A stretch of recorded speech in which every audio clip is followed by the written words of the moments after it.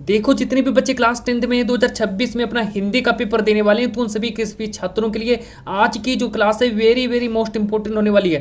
क्योंकि मेरे पर जो आज की इस क्लास में हम लेकर के आ गए हैं 2026 का हिंदी का मॉडल पेपर। देखो पेपर होने से पहले ही मैं आप लोगों को एक हिंदी का एक ऐसा वायरल पेपर बताने जा रहा हूँ जिस पेपर को तैयार करके मेरे पर जो आप लोग हिंदी के पेपर में टॉपर बन जाओगे। क्योंकि आज की इस क्लास में हम लेकर के आए हैं 2026 का हिंदी का मॉडल पेपर। इस पूरे के पूरे हिंदी के मॉडल पेपर को मेरे जो अगर आप लोगों ने पूरा का पूरा समझ लिया तो ये मैं आप लोगों से गारंटी ले रहा हूँ कि आप लोग अपने हिंदी के पेपर में एक भी नंबर नहीं छोड़ कर आओगे। क्योंकि इस मॉडल पेपर में मैंने मेरे पर जो वो प्रश्न रखे हैं इस मॉडल पेपर में वो सारे के सारे प्रश्न रखे गए हैं जो कि आप लोगों के बोर्ड एग्जाम में जरूर मिलेंगे। इस मॉडल पेपर से जैसे आप लोग अपना जब पेपर देने जाओगे हिंदी का तो इस मॉडल पेपर से आप लोगों का जो ये 2026 का जो हिंदी का जो मॉडल पेपर है इस मॉडल पेपर से आप लोगों को जरूर सभी के सभी प्रश्न आप लोगों को इस मॉडल पेपर से मिलेंगे, एक भी प्रश्न नहीं छूटेगा। देखो सबसे पहले अगर हम बात करें यहाँ पर अपना अनुक्रमांक लिखना है, यहाँ पर अपना नाम लिखना है। पूरा मॉडल पेपर है जिसका कोड रहने वाला है 801 NH का कोड रहने वाला है। पूर्णांक जो रहने वाला है मेरा 70 नंबर का पूर्णांक रहने वाला है। फिर से अगर हम इसके बारे में बात करें जो हमारा समय जो रहेगा, समय हमारा 3 घंटे 15 मिनट का हमारा समय भी रहने वाला है। मतलब कि 3 घंटे 15 मिनट में आप लोगों को अपना पूरा का पूरा पेपर सॉल्व कर देना है। फिर देखो नोट दिया है, नोट देखो पूरा सेम यही सब लिखा होगा। जब आप लोगों को पेपर जब दिया जाएगा हिंदी वाला तो सब कुछ यही लिखा होगा जैसा आप लोग यहाँ पर पढ़ रहे हैं बिल्कुल सेम आप लोगों को वहाँ पर भी ऐसा ही पढ़ना पड़ेगा। कि प्रारंभ के 15 मिनट परीक्षार्थियों को प्रश्न पत्र पढ़ने के लिए निर्धारित है। मतलब कि जो शुरुआती के जो 15 मिनट हैं वो आप लोगों को प्रश्न पत्र पढ़ने के लिए निर्धारित है। निर्देश नंबर 1 पढ़ेंगे, निर्देश को पढ़ेंगे कि यह प्रश्न पत्र 2 खंडों में विभाजित होगा। निर्देश नंबर 2 पढ़ेंगे कि प्रश्न पत्र के खंड आ में जो खंड आ जो है उसमें 20 नंबर का बहुविकल्पी प्रश्न भी पूछा गया। फिर इसके बाद देखो ये सब कुछ इसको आप लोग पढ़ लेना है और इसको पढ़ लेना है, पूरा पढ़ लेना, पूरा स्क्रीनशॉट ले लो इसको। आप देखो यहाँ से स्टार्ट होता है आप लोगों का खंड आ बहुविकल्पी प्रश्न यानी कि ऑब्जेक्टिव प्रश्न आप लोगों का स्टार्ट होता है जो कि आपके पेपर में ऑब्जेक्टिव प्रश्न 20 नंबर का ऑब्जेक्टिव प्रश्न भी पूछा जाएगा। तो चलिए सभी के सभी ऑब्जेक्टिव प्रश्नों को नोट कर लेना, याद कर लेना और यहाँ से मेरे पर जो आप लोगों को पूरा का पूरा पेपर मिल चुका है और पूरा पेपर याद करके चले जाना, सब कुछ यहीं से प्रश्न मिलेंगे। अब देखो अगर हम यहाँ से बात करते हैं कि आपके पेपर में 20 ऑब्जेक्टिव प्रश्न पूछे जाएंगे तो मेरे पर जो देखो 5 प्रश्न जो होंगे आप लोगों से गद्य का पूछा जाएगा। और फिर इसके बाद अगर हम बात करें तो 5 प्रश्न जो होगा वो आप लोगों का पद्य से भी पूछा जाएगा यानी कि गद्य और पद्य मिलाकर 5 मिलाकर 10 नंबर का ये प्रश्न आप लोगों का बनता है। तो चलिए 20 नंबर आज ही अपने पक्के कर लो, पूरा का पूरा 20 नंबर पक्के कर लो। 50 नंबर का फिर वो 50 नंबर का वर्णनात्मक सेकंड पूछा जाएगा तो उसके बारे में बाद में बात करेंगे। पहले 20 नंबर ये अपने तैयार कर लो पूरे। प्रश्न नंबर 1 हमसे कह रहा है कि निम्नलिखित कथनों में से कोई एक कथन सही है उसे पहचान कर लिखो। 4 कथन दिए गए हैं और इन 4 कथनों में से कोई एक कथन सत्य उसे पहचान कर लिखना है। कथन नंबर 1 दिया कि प्रेमचंद्र एक प्रमुख नाटककार हैं और दूसरा कथन दिया कि डॉक्टर श्याम सुंदर दास एक प्रसिद्ध कवि थे। तीसरा कथन है कि ध्रुव स्वामिनी जयशंकर प्रसाद का एक नाटक है। चौथा कथन है कि त्रिवेणी रामचंद्र शुक्ल जी का कविता संग्रह। तो इसका मेरे पर जो राइट आंसर हो जाएगा प्रश्न ऑप्शन नंबर 3 हमारा सही हो जाएगा। ऑप्शन नंबर 3 को सही करेंगे। फिर इसके बाद हम बात करेंगे प्रश्न नंबर 2 के बारे में कि मेरी तिब्बत यात्रा कृति है। जो मेरी तिब्बत यात्रा जो है ये किसकी कृति, किसने इसको लिखा था, मेरी तिब्बत यात्रा कृति को किसने लिखा था, तो यहाँ पर ये बताना है। प्रश्न जो है मेरे फिर जो पेपर में 1 नंबर का प्रश्न आएगा। और फिर इसके बाद अगर हम बात करें तो इसका राइट आंसर हो जाएगा राहुल सांकृत्यायन। तो जैसे ही ये वाला प्रश्न आप लोगों के बोर्ड एग्जाम में आए तो आप लोगों को राहुल सांकृत्यायन को ही सही करना है। और फिर इसके बाद फिर हम बात करेंगे प्रश्न नंबर 3 के बारे में। प्रश्न नंबर 3 पूरा का पूरा पेपर मेरे जो तैयार कर लेना, एक भी नंबर नहीं छूटेगा, मैं आप लोगों से गारंटी ले रहा हूँ। इस मॉडल पेपर में जितने भी प्रश्न रखे गए वो सभी के सभी प्रश्न आप लोगों को 2026 बोर्ड परीक्षा में जब आप लोग अपना हिंदी का पेपर दोगे तो सभी के सभी प्रश्न मेरे जो आप लोगों को इस मॉडल पेपर से मिलेंगे, एक भी नंबर नहीं कटेगा आप लोगों का। 70 में 70 पूरा का पूरा 70 में 70 नंबर आएगा। अब देखो बात करते हैं प्रश्न नंबर 3 के बारे में।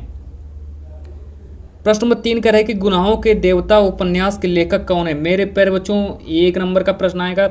अब इसका देखो राइट आंसर क्या हो जाएगा, इसका राइट आंसर ऑप्शन नंबर 1 हमारा पूरा राइट आंसर हो जाएगा। अब चलो बात करते हैं प्रश्न नंबर 4 के बारे में। प्रश्न नंबर 4 को देखो क्या कर रहा है। प्रश्न नंबर 4 कह रहा है कि निम्न में से कौन सा नाटक जयशंकर प्रसाद का है। अब देखो ये भी प्रश्न हमारा 1 नंबर का आएगा और हमसे पूछा गया कि निम्न में से कौन सा नाटक जयशंकर प्रसाद जी का है। तो इस मॉडल पेपर को पूरा का पूरा तैयार कर लो, एक भी प्रश्न को मत छोड़ना मेरे पर जो है ना। तो सभी के सभी पूरा का पूरा A to Z, ए से लेकर जेड तक पूरा पूरा मॉडल पेपर तैयार कर लेना। आप देखो यहाँ पर इसका राइट आंसर हो जाएगा ध्रुव शॉमनी को सही कर देना मेरे बच्चों, एक नंबर फिर से मिल जाएगा, एक नंबर का ये भी प्रश्न आएगा। आप देखो बात करते हैं प्रश्न नंबर 5 के बारे में। प्रश्न नंबर 5 देखो हमसे क्या कर रहा है कि लहरों के राजहंस के लेखक कौन है। तो लहरों के राजहंस के लेखक कौन है, तो मेरे पर बच्चों एक नंबर का ये भी प्रश्न आएगा। आप देखो लहरों के राजहंस के लेखक कौन हो जाएंगे, तो इसका सही जवाब हो जाएगा मेरे प्यारे बच्चों मोहन राकेश को सही करना। आप देखो बात करते हैं प्रश्न नंबर 6 के बारे में। प्रश्न नंबर 6 को देखेंगे कि रस मीमांसा के लेखक कौन है। रस मीमांसा के लेखक कौन है, ये भी हमारा एक नंबर का आएगा। तो 4 ऑप्शन देखो दिए हैं, 4 ऑप्शन में से मेरे पर देखो महादेवी वर्मा दिया है, रामचंद्र शुक्ल दिया है और महावीर प्रसाद द्विवेदी दिया है, निराला जी दिए हैं। तो इसका सही जवाब हो जाएगा रामचंद्र शुक्ल को सही करेंगे। जैसे ही प्रश्न नंबर 6 में जैसे आप लोग जब बोर्ड का पेपर देंगे तो आप उसमें ऐसे आप लोगों को रामचंद्र शुक्ल जी को सही करना है। चलो बात करते हैं प्रश्न नंबर 7 के बारे में। अब देखो यहाँ पर प्रश्न नंबर 7 हमसे कह रहे हैं कि रामचंद्रिका। प्रश्न नंबर 7 को देखिए, प्रश्न नंबर 7 को देखेंगे कि रामचंद्रिका के रचनाकार कौन है, रामचंद्रिका के रचयिता कौन है। तो मेरे पर बच्चों एक नंबर का ये प्रश्न आएगा कि रामचंद्रिका के रचयिता कौन है। देखो ऑप्शन नंबर 1 दिया तुलसीदास, ऑप्शन नंबर 2 दिया है केशवदास, ऑप्शन नंबर 3 दिया मैथिली शरण गुप्त, ऑप्शन नंबर 4 दिया जयशंकर प्रसाद। तो हमसे पूछा गया कि रामचंद्रिका के रचयिता कौन है, तो मेरे पर देखो इसमें से राइट आंसर कर देना केशवदास जी को सही करना, एक नंबर आपको मिल जाएगा। आप देखो बात करते हैं प्रश्न नंबर 8 के बारे में। प्रश्न नंबर 8 देखो हमसे क्या कह रहा है, प्रश्न नंबर 8 कह रहा है कि सुमित्रा नंदन पंत की रचना नहीं है। तो सुमित्रा नंदन पंत की रचना नहीं है, तो एक नंबर का ये भी प्रश्न आएगा। लोकायतन हो गया, वीणा और युगांत, ये सुमित्रा नंदन पंत की रचना हो जाएगी। ये सुमित्रा नंदन पंत की रचना है, ये भी सुमित्रा नंदन पंत की रचना है, ये भी सुमित्रा नंदन पंत की रचना है। लेकिन जो हमारा ऑप्शन नंबर जो 1 जो दिया है ये सुमित्रा नंदन पंत की रचना नहीं, तो इसलिए हमारा ऑप्शन नंबर 1 हमारा पूरा सही हो जाएगा। क्योंकि हमसे पूछा गया है कि सुमित्रा नंदन पंत की रचना कौन सी नहीं है, तो इसमें से हमारा ऑप्शन नंबर 1 हमारा पूरा सही हो जाएगा। अब चलो बात करते हैं प्रश्न नंबर 9 के बारे में। प्रश्न नंबर 9 को देखेंगे कि अनामिका के रचनाकार कौन है। तो मेरे प्यारे बच्चों ये भी हमारा एक नंबर का आएगा। ऑप्शन नंबर 1 दिया महादेवी वर्मा, ऑप्शन नंबर 2 दिया सुमित्रा नंदन पंत, ऑप्शन नंबर 3 दिया निराला जी, ऑप्शन नंबर 4 दिया भूषण। तो ये देखिए हमारा प्रश्न नंबर 9 रहने वाला है। प्रश्न नंबर 9 का हमारा राइट आंसर हो जाएगा निराला जी को सही करके चले आना। प्रश्न नंबर 9 का हमारे देखो निराला जी, अनामिका के देखा है निराला जी, तो निराला जी को सही करना। आप देखो आगे बात करते हैं प्रश्न नंबर 10 के बारे में। प्रश्न नंबर 10 को देखेंगे मेरे प्यारे बच्चों की परमाल रासो जो है किस काल की रचना है। तो ये भी हमारा एक नंबर का आएगा कि परमाल रासो जो है किस काल की रचना है। तो मेरे प्यारे बच्चों बस आंख मीच करके आप लोग आदि काल को सही करके चले आना, एग्जामिनर पूरा एक नंबर देगा आप लोगों को। अब चलो बात करते हैं प्रश्न नंबर 11 के बारे में। प्रश्न नंबर 11 को देखेंगे कि हास्य रस का स्थायी भाव क्या है। पूरा का पूरा मेरे बच्चों पेपर को याद कर लेना। इस मॉडल पेपर में जितने भी प्रश्न है सभी के सभी प्रश्नों को तैयार कर लेना, एक भी नंबर नहीं कटेगा। ये भी मेरे पर जो एक नंबर का प्रश्न आएगा। देखो हास्य रस का स्थायी वो मेरे पर जो हास होता है, तो आप लोग हास को सही करना, जहां पर भी हास लिखा हो तो हास पर टिक कर लेना। अब चलो बात करते हैं प्रश्न नंबर 12 के बारे में। प्रश्न नंबर 12 को देखेंगे कि सोरठा में कितने चरण होते हैं। Very very most important question है, हर साल आता है ये वाला प्रश्न है। तो कि सोरठा में कितने चरण होते हैं, तो ये अब देखो एक नंबर का है। ऑप्शन नंबर 1 दिया 1, ऑप्शन नंबर 2 दिया 6, ऑप्शन नंबर 3 दिया 4, ऑप्शन नंबर 4 दिया 8। तो सोरठा के बारे में बात करें तो मेरे प्यारे बच्चों सोरठा में 4 चरण होते हैं। चलो यहाँ से प्रश्न नंबर 12 आप लोगों के कंप्लीट हुआ। बात करते हैं प्रश्न नंबर 13 के बारे में। देखो प्रश्न नंबर 13 हमसे करें कि चरण कमल बंदव हरिराय। प्रश्न नंबर 13 को देखेंगे, ध्यानपूर्वक देखेंगे, अच्छे से देखेंगे कि चरण कमल बंदव हरिराय में कौन सा अलंकार हो जाएगा। प्रश्न नंबर 13 कह रहा है कि चरण कमल बंदव हरिराय में कौन सा अलंकार हो जाएगा, एक नंबर का आएगा।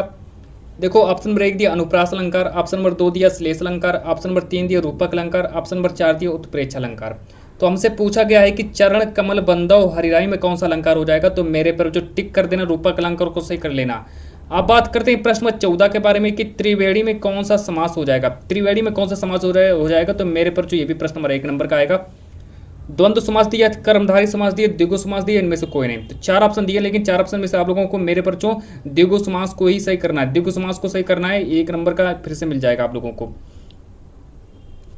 अब देखो बात करते हैं प्रश्न नंबर 15 के बारे में। प्रश्न नंबर 15 को देखेंगे मेरे पर बच्चों, very very most important question है। प्रश्न नंबर 15 कि कमल का पर्यायवाची शब्द क्या होता है। ये भी हमारा एक नंबर का आएगा कि कमल का पर्यायवाची शब्द पूछा गया है।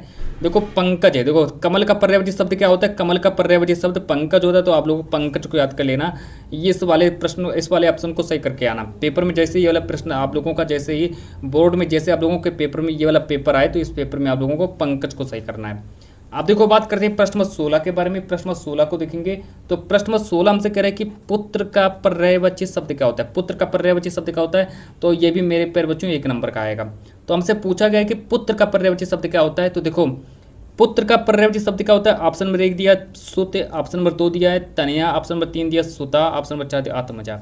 लेकिन हमसे पुत्र का पर्यायवाची शब्द पूछा गया तो पुत्र का पर्यायवाची शब्द हो जाएगा सुत। तो आप लोग सुत को याद कर लेना। अब देखो बात करते हैं प्रश्न 17 के बारे में। प्रश्न 17 देखो क्या कह रहा है। प्रश्न 17 कह रहा है कि अपमान शब्द में कौन सा उपसर्ग प्रयोग किया गया है। तो ये भी हमारा 1 नंबर का आएगा कि जो हमारा अपमान शब्द है, अपमान शब्द में किस उपसर्ग का प्रयोग हुआ है। तो यहाँ पर हमसे उपसर्ग पूछा गया। तो देखो सबसे आगे अप लिखा है, तो ऑप्शन नंबर 1 हमारा पूरा सही हो जाएगा, मतलब अप हमारा सही हो जाएगा। अब चलो बात करते हैं प्रश्न नंबर 18 के बारे में। प्रश्न नंबर 18 देखो हमसे क्या कह रहा है कि तद शब्द की चतुर्थी विभक्ति, तद शब्द की चतुर्थी विभक्ति एक वचन पुल्लिंग का रूप क्या होता है। ये भी हमारा 1 नंबर का आएगा कि तद शब्द की चतुर्थी विभक्ति एक वचन पुल्लिंग का रूप क्या होगा। तो यहाँ पर हमारा राइट आंसर देखो इसका क्या होगा, हो जाएगा 4 ऑप्शन दिए, देखो 4 ऑप्शन दिए, लेकिन इसमें से राइट आंसर आप लोगों को तस्मय को सही करना है।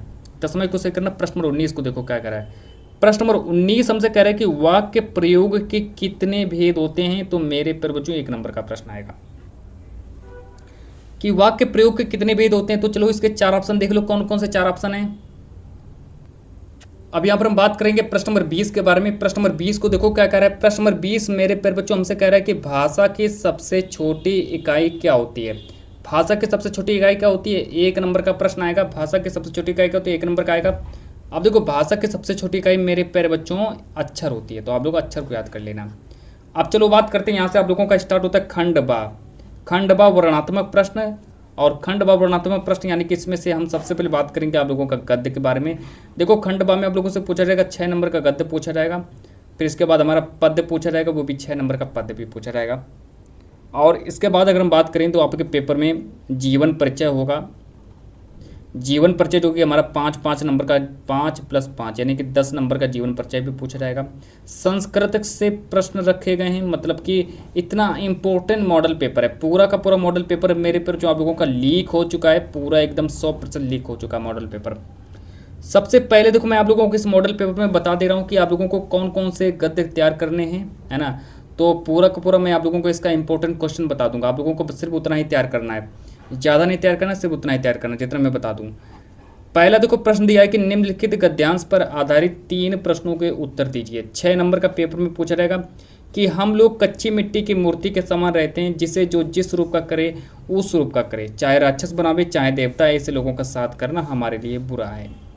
जो हमसे अधिक दृढ़ संकल्प के हैं, क्योंकि हमें उनकी हर एक बात बिना विरोध के मान लेनी पड़ती है, पर ऐसे लोगों का साथ करना और बुरा है जो हमारी ही बात को ऊपर रखते हैं, क्योंकि ऐसी दशा में ना तो हमारे ऊपर कोई दबाव रहता है और ना हमारे लिए कोई सहारा रहता है। तो देखो अब इस गद्यांश पर आधारित 3 प्रश्न हमसे पूछे गए हैं, जो कि इस तरीके से लिखें कि उपयुक्त गद्यांश का संदर्भ लिखो।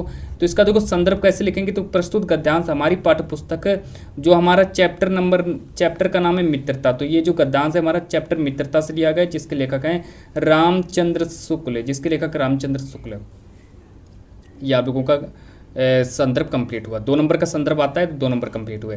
रेखांकित अंश की व्याख्या करो। तो रेखांकित अंश की व्याख्या तो बहुत सरल होती है। आप लोग इसी में से ये जो आप लोगों का दिया इसमें से काट पीट कर थोड़ा बहुत चांद यहाँ से उठा करके और यहाँ तक लिख देना, बस आप लोगों का रेखांकित अंश की व्याख्या हो जाएगी। फिर देखो हमसे दिया है कि किन लोगों का साथ करना हमारे लिए बुरा है, मतलब कि किन लोगों का साथ करना हमारे लिए बुरा है। तो इसको देख लो, किन लोगों का साथ करना हमारे लिए बुरा है।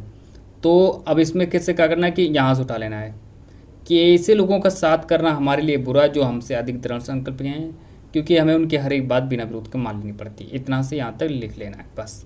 ये आप लोगों का 6 नंबर, 2 नंबर का ये आएगा और 2 नंबर का ये आएगा। 6 नंबर आपका पक्का हो गया। तो देखो आप लोगों से मैं कह रहा हूँ कि ये गद्यांश से लिखा है आप लोगों का, और गद्यांश में मेरे पर जो देखो 6 नंबर का गद्यांश आएगा और 6 नंबर का आप लोगों का पद्यांश भी आएगा। 6 नंबर का पद्यांश आएगा। तो इस मॉडल पेपर में आप लोगों को पद्यांश सीधे बता रहा हूँ कि आप लोगों को कौन सा पद्यांश तैयार करना है। देखो अथवा करके दिया है, एक और अथवा करके आप लोगों को गद्यांश दिया, लेकिन आप लोगों को उसको नहीं सॉल्व करना है, आप लोगों को इसको ही तैयार करके जाना है, इसको ही तैयार कर लेना है। चलो बात करते हैं आप लोगों के सामने एक पद्यांश के बारे में बात करते हैं कि आप लोगों को कौन सा पद्यांश तैयार करना है। अब देखो आपके पेपर में 6 नंबर का पद्यांश भी पूछा जाएगा, तो 6 नंबर का पद्यांश पूछा जाएगा। तो मैंने आप लोगों को बताया गद्यांश के बारे में, मैं आप लोगों को पहले ही बता चुका हूँ, जो कि 6 नंबर का आता है। अब मैं आप लोगों को बताने जा रहा हूँ कि पद्यांश में आप लोगों को कौन सा पद्यांश तैयार करना है। तो आप लोग इसमें से ये वाला पद्यांश तैयार कर लो कि चरण कमल बंदो हरिराई, जाकी कृपा पंगु गिरि लंघे, अंधे को सब कुछ दर्शाई, बहिरव सुने गूंग पुनि बोले, रंग चले सिर छत्र धराई। तो देखो इसमें से पूरा का पूरा पढ़ लेना कि चरण कमल बंदो हरिराई, जाकी कृपा, जिसकी कृपा से जो लंगड़ा व्यक्ति जो है लंगड़ा व्यक्ति चल सकता है, अंधे को सब कुछ दिखाई देने लगता है, बहरा व्यक्ति सुनने लगता है। और फिर इसके बाद आप लोगों को सब कुछ इसी तरीके से याद कर लेना है, मतलब बहुत सरल होता है। सूरदास स्वामी करुणा में 12 मंदोपति पाई। तो आप लोगों को मैंने ये समझा दिया है, पूरा 100% गारंटी के साथ पेपर लीक हो चुका है। उपयुक्त तो पद्यांश का संदर्भ लिखना, तो संदर्भ आप लोग लिख देना कैसे क्या संदर्भ है। रेखांकित अंश की व्याख्या भी कर देना कैसे क्या व्याख्या करनी है हैं। और फिर इसके बाद हमारा दिया है कि देखो ये भी हमारा 2 नंबर का आएगा, ये भी हमारा 2 नंबर का, ये भी 2 नंबर का आएगा। ये हमारे देखो किसकी कृपा से लंगड़ा व्यक्ति प्रबल लांग जाता है, ईश्वर की कृपा से लंगड़ा व्यक्ति प्रबल लांग जाता है ना। और प्रश्न नंबर 2 दिया रेखांकित अंश की, रेखांकित अंश में कौन सा अलंकार, तो अलंकार भी बताना है। अब देखो इसके बाद हम बात करेंगे आपसे संस्कृत, आपके पेपर में पूछा जाएगा संस्कृत का महत्वपूर्ण गद्यांश, संस्कृत का महत्वपूर्ण गद्यांश। तो संस्कृत के बारे में बात करते हैं कि संस्कृत में आपके पेपर में क्या क्या आएगा। तो संस्कृत के बारे में देख लो, यहाँ से देखो प्रश्न नंबर 3 हमसे कह रहा है कि निम्नलिखित संस्कृत गद्यांश का संदर्भ सहित हिंदी में अनुवाद करो। तो संस्कृत का एक गद्यांश पूछा जाएगा जिसका हमें संदर्भ सहित, मतलब उसका संदर्भ लिखना है और फिर उसका हमें हिंदी में अनुवाद करना है, जो कि आपके पेपर में 5 नंबर का आएगा। चलो देखते हैं कौन सा गद्यांश है। तो देखो कौन सा आप लोगों के पेपर में गद्यांश पूछा गया है कि वाराणसी सुविख्याता प्राचीना नगरी। तो वाराणसी सुविख्यात प्राचीन नगरी है, तो इस तरीके से आप लोगों को याद करना है। इयम विमल सलिल तरंगाया गंगाय कूले स्थित है, यह जो है कि गंगा के किनारे स्थित है, इस तरीके से आप लोगों को लिखना है। अस्य घट्टानम वलयाकृति पंक्ति धवलायम चंद्रिकायम बहुराजते, आगढ़िता पर्यटिका सुदूरव्य देशम नित्यम अत्र यान्ति, अस्य घट्टानम चा शोभाम विलोक्य एवं बहु प्रशंसन्ति। तो बहुत दूर दूर से लोग यहाँ पर घूमने आते हैं और इसकी प्रशंसा करते हैं। तो इस तरीके से आप लोगों को इसका हिंदी में अनुवाद लिख देना है ना। तो वाराणसी चैप्टर से ये लिया गया है, तो वाराणसी चैप्टर से लिया गया है। तो आप लोगों का 5 नंबर ये पक्का हो गया। अथवा करके दिया तो आप लोग इसको भी तैयार कर लो कि नागरिका बहुकालम यावत अचिंत्यत परम प्रलिकाया उत्तरदात समर्थम ना अभवत, इसका यहाँ से लेकर स्क्रीनशॉट ले लो, ये आपके पेपर में जरूर पूछा जाएगा। पूरा तैयार कर लेना इसको, है ना। म्लान मुखी नागरिकरण सत्यानुस्वरम 10 रूप करणानी ततानी, और इसका पूरा तैयार कर लो। आप देखो आपके पेपर में 5 नंबर का एक पद्यांश भी पूछा जाएगा। तो पद्यांश को देख लो, पद्य क्या हो, पद्य को देख लो। 5 नंबर का पद आएगा कि निम्नलिखित संस्कृत पद्यांश पर संदर्भ सहित हिंदी में अनुवाद करो। पहला दिया सर्वे भवन्तु सुखिनः सर्वे सन्तु निरामयाः, सभी सुखी रहे, है ना, और सर्वे भद्राणि पश्यन्तु मा कश्चित् दुःखभाग् भवेत्। तो इसको तैयार करो, 5 नंबर का ये आएगा। फिर इसके बाद अथवा करके दिया है, अगर आप लोगों को इसका उत्तर नहीं याद है, इसका अगर आप लोग संदर्भ नहीं लिख पा रहे हो तो, है ना, तो आप लोग इसका भी संदर्भ लिख देना कि देखो इसका संदर्भ कैसे लिखोगे कि धान्यान मुक्तम में दाक्ष्यम धनान मुक्तम श्रुतम लाभानम श्रेयम आरोग्यम सुखानम और तुष्टि रुतमा, इसको तैयार कर लो, है ना। तो इस तरीके से आप लोगों का देखो ये पद्यांश भी खत्म हुआ है। अब यहाँ से देखो आप लोगों के पेपर में प्रश्न नंबर 5 को देखेंगे। प्रश्न नंबर 5 करें कि अपने पठित खंड काव्य के आधार पर, खंड काव्य पूछा गया, 3 नंबर का खंड काव्य आता है। तो अगर हम खंड काव्य के बारे में बात करें तो आपके पेपर में देखो जिले बाय जिले के हिसाब से पूछा जाएगा। तो आप लोग अपना खंड काव्य देख लेना, इसमें से देख लेना, मैं आप लोगों को दिखा देता हूँ। का ऑप्शन दिया मुक्ति दुख खंड काव्य की द्वितीय स्तर की कथावस्तु अपने शब्दों में लिखिए। तो आप लोग इसको अपने शब्दों में लिख देना। तो आप लोग यहाँ पर देख सकते हैं ये सब खंड काव्य हैं। तो आप लोग क्या करो, इनका स्क्रीनशॉट ले लो। ज्योति जवाहर दिया, ज्योति जवाहर है ना, तो इसका आप लोग का स्क्रीनशॉट ले लीजिए कि कर्ण खंड काव्य के आधार कर्ण की चारित्रिक विशेषताओं पर प्रकाश डाली। तो आप लोग इन सबका स्क्रीनशॉट ले लो और याद करके चले जाना। देखो आप लोग अपने जिले बाई जिले के हिसाब से देख लेना और पूरा एकदम तैयार कर लो। देखो यहाँ से यहाँ तक आप लोगों का दिया है ना। ये मेवाड़ मुकुट दिया, जय सुभाष चंद्र दिया, मेवाड़ मुकुट खंड काव्य का नायक चरित्रांकन कीजिए, इतना सब कुछ आप लोग तैयार कर लो। आप देखो यहाँ से बात करते हैं प्रश्न नंबर 6 के बारे में। प्रश्न नंबर 6 देखो क्या कह रहा है, खंड काव्य को मान लो आपका जिले बाई जिले के हिसाब से पूछा जाएगा, तो खंड काव्य आप लोग तैयारी कर सकते हो। 5 नंबर का आप लोगों का लेखक का जीवन परिचय पूछा जाएगा। देखो लेखक का जीवन परिचय देख लो कि डॉक्टर राजेंद्र प्रसाद है, जयप्रकाश भारती हैं। फिर इसके बाद हमको दिया जयशंकर प्रसाद, तो जयशंकर प्रसाद है ना। तो इस तरीके से तैयार कर लो। यहाँ पर बा ऑप्शन दिया है कि यहाँ पर हमसे देखो कवि का जीवन परिचय पूछा जाएगा, तो कवि का जीवन परिचय देखो कैसे लिखना है। 5 नंबर का कवि का जीवन परिचय भी पूछा जाएगा, जैसे महादेवी वर्मा, सूरदास, तुलसीदास, सुमित्रानंद पंत। तो आप लोग इन सबको तैयार कर लो, है ना। तो आप लोग इन सबको तैयार भी कर सकते हो पूरा का पूरा। देखो महादेवी वर्मा को तैयार कर लो, सूरदास को तैयार कर लो, तुलसीदास, सुमित्रानंद पंत, ये आप लोगों को 5 नंबर का कवि का जीवन परिचय पूछा जाएगा। अब देखो बात करते हैं प्रश्न नंबर 7 के बारे में। प्रश्न नंबर 7 को देखेंगे क्या कह रहा है हमसे। प्रश्न नंबर 7 हमसे कह रहा है कि प्रश्न नंबर 7 देखो हमसे कह रहे कि अपने पाठ्य पुस्तक में से कंठस्थ कोई एक श्लोक लिखो। एक श्लोक लिखना, 2 नंबर का श्लोक पूछा जाएगा। प्रश्न नंबर 8 देख लो कि शहर की सफाई, एक पत्र लेखन भी पूछा जाएगा, 4 नंबर का पत्र लेखन आएगा। तो पत्र लेखन में देखो क्या करे कि अपने शहर की सफाई, तो अपने शहर के मुख्य नगर अधिकारी, जो आप लोगों का जो शहर का जो मुख्य नगर अधिकारी है उसको हमें एक पत्र लिखना है। आप देखो आगे बात करते हैं। अगर आप लोगों को इसका पत्र लेखन नहीं याद है तो अथवा करके दिया है, अथवा में आप लोग इसका भी पत्र लेखन लिख सकते हो। कि मान लीजिए आपके बड़े मित्र हैं जो आप लोगों के अपने मित्र को अपने बड़े भाई के विवाह में सम्मिलित होने का निमंत्रण देते हुए पत्र लिखना। मतलब कि आपके मान लीजिए अपने मित्र को आप लोग अपना मान लीजिए आपके बड़े भाई की शादी है, विवाह है, और आप अपने मित्र को शादी में सम्मिलित करना चाहते हैं, तो उसके लिए पत्र लिखने के लिए कहा गया है। तो आप लोग पत्र लिख सकते हैं, 4 नंबर का आएगा। प्रश्न नंबर 9 को देखेंगे। प्रश्न नंबर 9 देखिए हमारे आपसे क्या करें कि किन्हीं 2 प्रश्नों के उत्तर संस्कृत में देना है, 2 नंबर का आएगा। तो आप देखो ये देखो प्रश्न नंबर 1 दिया, वाराणसी नगरी केशाम संगम स्थली अस्ति, इसको तैयार कर लो। प्रलिकाया किम उत्तरम असीत। तीसरा प्रश्न है भारतीय संस्कृति की दृश्य अस्ति। चौथा प्रश्न है गीता का संदेश। तो इसमें से आप लोगों को 2 प्रश्नों के उत्तर संस्कृत में देने हैं, तो इसको तैयार करके चले जाना। अब देखो बात करते हैं प्रश्न नंबर 10 के बारे में। प्रश्न नंबर 10 देखो हमसे करें कि निम्नलिखित में से किसी एक विषय पर निबंध लिखना है। निबंध जो है 7 नंबर का निबंध आएगा कि बेरोजगारी एक अभिशाप। तो आप लोग बेरोजगारी पर भी निबंध याद कर लेना। फिर देखो हमारे सामने दिया पर्यावरण प्रदूषण, तो आप लोग पर्यावरण प्रदूषण पर भी निबंध याद कर लेना। विज्ञान अभिशाप या वरदान, इस पर भी निबंध तैयार कर लेना। वृक्षारोपण का महत्व, इस पर भी निबंध तैयार कर लेना। तो फाइनली पूर्ण रूप से आप लोगों का मॉडल पेपर समाप्त हुआ है और यहाँ से आप लोगों का 70 में 70 नंबर भी पक्का हो गया है।